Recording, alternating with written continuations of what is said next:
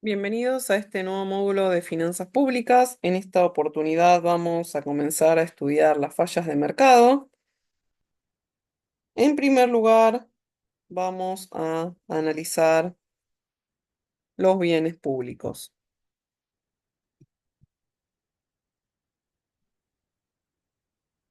Para eso vamos en primer lugar a presentar las características y la clasificación de un bien. Definimos a la rivalidad como aquella en el que el consumo del bien por parte de una persona limita o anula el disfrute de éste por parte de la otra. Y la exclusión como la posibilidad de excluir mediante un cobro a una persona del bienestar proporcionado por este bien. De esta forma, si combinamos la rivalidad y la exclusión, podemos definir a los bienes como: si es rival y es excluyente, es un bien privado; si no es rival pero es excluyente, lo vamos a definir como un bien club; si no se puede excluir pero hay rivalidad, es un bien común; y si no es posible excluir y no existe rivalidad, es lo que vamos a denominar un bien público. De esta forma definimos a un bien público como aquel que cuenta con dos características: no rivalidad, que implica que el consumo por una persona adicional tiene costo cero, es decir, que el costo marginal es nulo; y la no exclusión, que indica que es muy caro o es imposible impedir el consumo de alguien que no esté dispuesto a pagar. Veamos algunas implicancias para destacar. Aunque todos los consumidores consuman la misma cantidad del bien, no necesariamente es valorado por todos del mismo modo. La calificación de un bien público no tiene un carácter absoluto. Vamos a ver que depende de las condiciones del mercado y el estado de la tecnología. Un bien puede tener alguna de las características de los bienes públicos, pero no la otra. Ciertas cosas a las que no se consideran como mercancías tienen características de bienes públicos. Por otra parte, no necesariamente los bienes privados son provistos solo por el sector privado, y la provisión pública de un bien no implica que éste sea además producido por el sector público. Vemos entonces como varias cuestiones a tener en cuenta. Vemos entonces en esta gráfica cómo las clasificaciones de los bienes pueden cambiar debido a cambios, por ejemplo, en la capacidad instalada o en avances tecnológicos, mientras que, dado la capacidad óptima Z, tenemos una curva de demanda, como en el primer gráfico, donde no hay congestión, el bien no es rival, porque al precio cero la cantidad demandada es menor a la capacidad óptima. Sin embargo, vemos que ante un incremento en la demanda puede darse una congestión y una rivalidad en el bien. Entonces, lo que nos muestra esto es esta cuestión de los cambios que se pueden dar en el tiempo respecto a los bienes. Consideremos entonces ahora la demanda de los bienes, tanto para bienes públicos como para bienes privados, y vamos a analizar la diferencia en cada uno de ellos. Los bienes privados son aquellos que se pagan el mismo precio, pero se consumen distintas cantidades. Vemos acá que tenemos la demanda de A y la demanda de E, retomando el ejercicio previo de Adán y Eva. Vemos entonces que la demanda total es la suma horizontal de las demandas individuales, es decir, que sumamos las cantidades.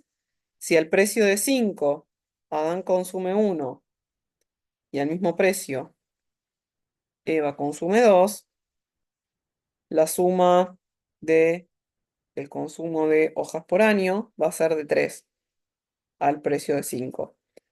Vemos entonces que la curva de demanda agregada o de demanda de mercado es más elástica que las demandas individuales. En tanto, cuando tenemos el caso de los bienes públicos, todos consumen las mismas cantidades, por lo que tenemos que ver cuánto se está dispuesto a pagar. Vemos entonces que en lugar de que todos paguemos el mismo precio, todos consumimos 20 unidades. La demanda es la suma entonces vertical de las demandas individuales. Vemos que lo que sumamos es el precio. Vemos que mientras A demanda estos 20 y está dispuesto a pagar 6, E está dispuesto a pagar 4, por lo tanto tenemos 6 más 4, tenemos una disposición a pagar de 10 por estas 20 unidades de C por año.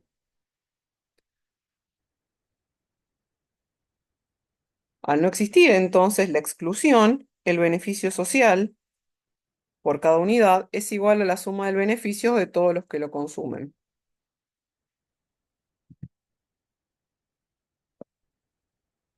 Una vez analizadas estas demandas de mercado, tanto para el bien privado como para el bien público, vamos a ver cómo vamos a producir y cuánto a producir según el bien.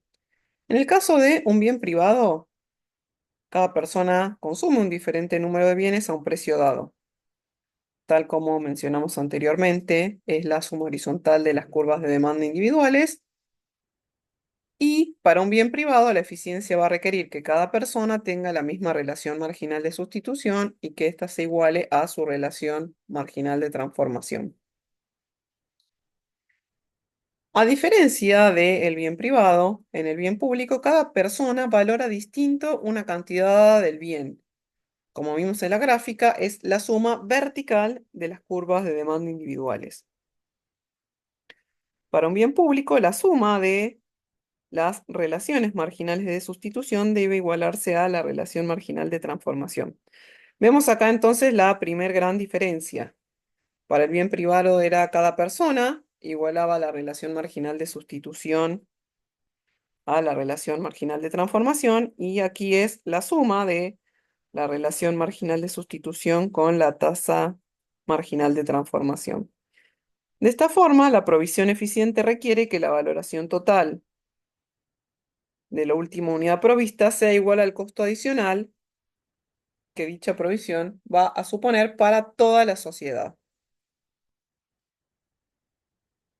De aquí entonces surge una pregunta muy importante, que es cuánto estarían dispuestos a pagar los consumidores.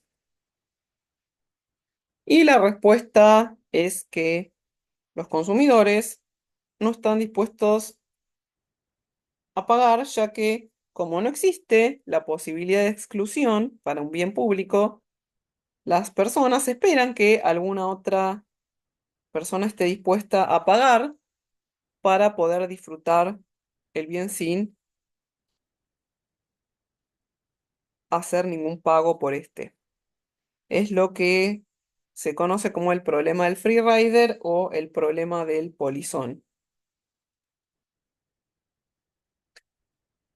Vemos entonces que de esta forma el bien público no va a ser financiado y no va a ser provisto, aunque sí sea valorado. El problema que aquí tenemos es que los consumidores no revelan sus verdaderas preferencias, por lo que no va a ser posible tener las funciones de utilidad y determinar la demanda de mercado. Y esto también nos va a llevar a que no va a existir tampoco el mercado. Asimismo, como no hay rivalidad, el costo marginal es cero, por lo que el precio también va a ser cero. Sin embargo, la provisión del bien tiene en la realidad un costo mayor a cero. De esta forma, el mercado fracasa en la provisión de este tipo de bienes y el Estado asume la función de proveedor, aunque la provisión vamos a ver que va a ser ineficiente por esta cuestión de que los consumidores los valoran y los consumen, pero no están dispuestos a financiarlos o no están dispuestos a financiarlos de manera completa.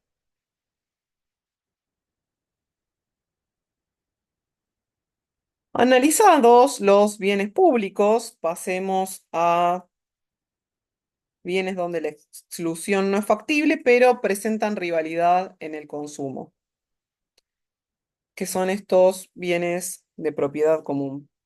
El problema que tienen es que existe la tendencia a sobreexplotando, generando una asignación ineficiente de los recursos, perdiendo el rol de los precios como orientadores,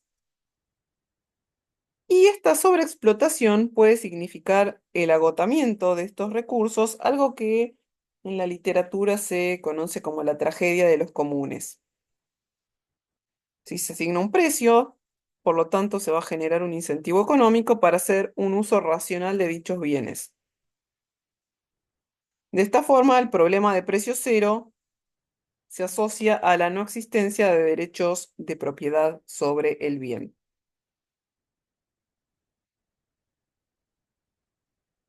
Para finalizar este módulo donde nos concentramos en las características de los bienes, principalmente estudiando los bienes públicos, vemos que para los bienes de propiedad común, una solución ha sido planteada por Coase y consiste en otorgar derechos de propiedad sobre el uso de los recursos para que el propietario de estos quede capacitado de aplicar la exclusión. De esta forma vemos que el dueño del bien tiene todos los incentivos para cuidarlo y preocuparse por una explotación eficiente que permita mantener la riqueza. Una alternativa es que el Estado se haga cargo de la propiedad de dicho bien y determine un precio por su consumo. Hasta aquí entonces la clase de hoy. Espero que haya sido de su utilidad.